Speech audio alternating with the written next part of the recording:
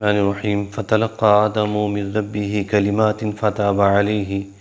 انہ هو التواب الرحیم۔ سورۃ البقرہ کی یہ آیت کریمہ جس میں اللہ رب العزت ارشاد فرماتا ہے فتلقى آدم من ربه کلمات،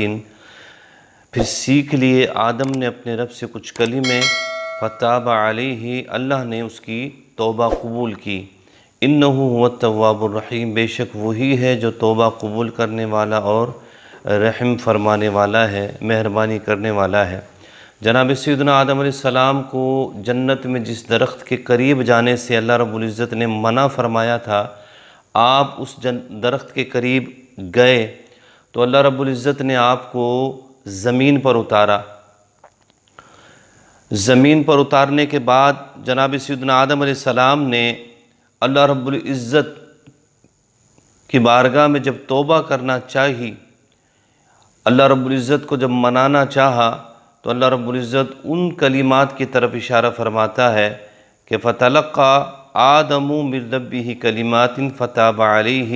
تو آدم علیہ السلام نے وہ کلمے اپنے رب سے سیکھے اور ان کلموں کو ادا کیا، اللہ رب العزت نے ان کی توبہ قبول فرمائی۔ وہ کلمات کیا ہیں؟ رَبَّنَا ظَلَمْنَا أَنفُسَنَا وَإِن لَّمْ تَغْفِرْ لَنَا وَتَرْحَمْنَا لَنَكُونَنَّ مِنَ الْخَاسِرِينَ،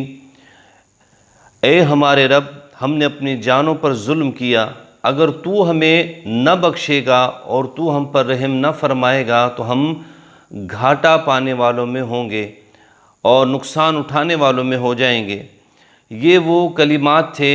جو جناب سیدنا آدم علیہ نبینا علیہ السلام نے اپنے رب سے سیکھے، اور ان کلمات کو جب اللہ رب العزت کی بارگاہ میں پیش کیا تو اللہ رب العزت نے آپ کی توبہ قبول فرمائی۔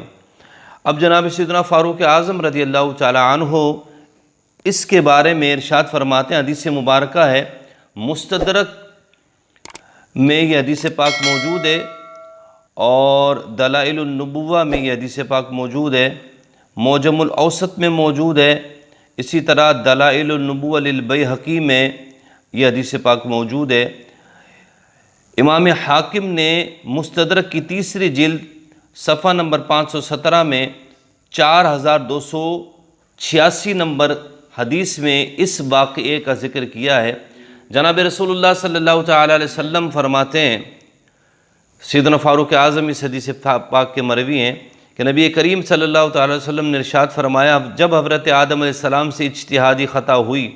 تو عرصہ دراز تک آپ حیران اور پریشان رہنے کے بعد انہوں نے اللہ رب العزت کی بارگاہ میں عرض کی، اے میرے رب جل شانہ وعز اسمہ، مجھے محمد صلی اللہ تعالیٰ علیہ وسلم کے صدقے میں معاف فرما دے۔ اللہ رب العزت نے جناب سیدنا آدم علیہ السلام سے یہ فرمایا، کیف عرفت محمدن، آپ نے محمد صلی اللہ تعالیٰ علیہ وسلم کو کیسے پہچانا، حالانکہ میں نے تو ابھی انہیں پیدا نہیں کیا، انہیں ظاہر نہیں فرمایا، تو آپ نے کیسے جناب محمد صلی اللہ تعالیٰ علیہ وسلم کو پہچان لیا؟ تو سیدنا آدم علیہ السلام نے اللہ رب العزت کی بارگاہ میں عرض کی، اے باری تعالیٰ، جب تو نے مجھے پیدا کیا، تخلیق کیا، وَنَفَخْتَ فِيَّ روحی، اور تو نے مجھ میں روح کو پھونکا، فَرَفَعْتُ رَاسِي، تو میں نے آسمان کی طرف سر اٹھایا، فَرَأَيْتُ مَكْتُوبًا عَلَى الْعَرْشِ لَا إِلَهَ إِلَّا اللَّهُ مُحَمَّدٌ رَسُولُ اللَّهِ، تو میں نے عرش پر لکھا دیکھا، لا الہ الا اللہ، اللہ کے سوا کوئی معبود نہیں، محمد الرسول اللہ، اور محمد اللہ کے رسول ہیں۔ تو عرش پر میں نے یہ لکھا دیکھا، جب میں نے اس مبارک نام کو عرش پر لکھا دیکھا اور آپ کے نام کے ساتھ اس نام کو لکھا دیکھا تو یہ مجھے معرفت حاصل ہوئی، یہ میں نے جانا کہ جس ذات کا نام عرش پر لکھا ہو اور جس ذات کا نام تیرے نام کے ساتھ لکھا ہو، وہ ذات کوئی معمولی نہیں ہے، وہ ذات بڑی شان والی ہے، جیسا کہ سیدی اعلیٰ حضرت نے اس حدیث پاک کا ترجمہ بھی فرمایا اپنے نعتیہ کلام میں کہ سب سے اولا و اعلیٰ ہمارا نبی، سب سے بالا و اعلیٰ ہمارا نبی، اپنے مولا کا پیارا ہمارا نبی ہے، بڑی شان والا ہمارا نبی، کیا خبر کتنے تارے کھلے چھپ گئے، پر نہ ڈوبے نہ ڈوبا ہمارا نبی۔ تو جناب سیدنا آدم علیہ نبینا علیہ السلام نے جب اللہ رب العزت کی بارگاہ میں یہ گزارشات پیش کی تو اللہ رب العزت فرماتا ہے کہ اے آدم بات تیری سچی ہے، تو نے سچ کہا کہ میں نے تمام مخلوق میں سب سے زیادہ فضیلت اگر کسی کو دی ہے تو وہ میں نے اپنے حبیب جناب محمد مصطفیٰ صلی اللہ تعالی علیہ وسلم کو دی ہے۔ میں نے اپنی تمام مخلوق میں محمد صلی اللہ تعالی علیہ وسلم کو اپنا محبوب بنایا ہے، تم اس کے وسیلے سے مجھ سے دعا کرو، میں تمہیں معاف کر دوں گا۔ اور اگر حضرت آدم علیہ السلام سے پھر اللہ رب العزت فرماتا ہے لولا محمد لما خلقتک یا آدم، کہ اے آدم اگر محمد نہ ہوتے صلی اللہ تعالی علیہ وسلم تو میں تجھ کو پیدا نہ کرتا۔ تو یہ آیت کریمہ فتلقى آدم من ربہ کلمات فتاب علیہ، اس آیت کریمہ کی تفسیر میں امام حاکم نے اس حدیث کو بھی ذکر کیا ہے، اور مفسرین کرام اس حدیث پاک کو بھی ذکر کرتے ہیں۔ کیوں؟ اس لیے کہ نبی کریم علیہ السلام کی عظمت اور نبی کریم علیہ السلام کی رفعت شان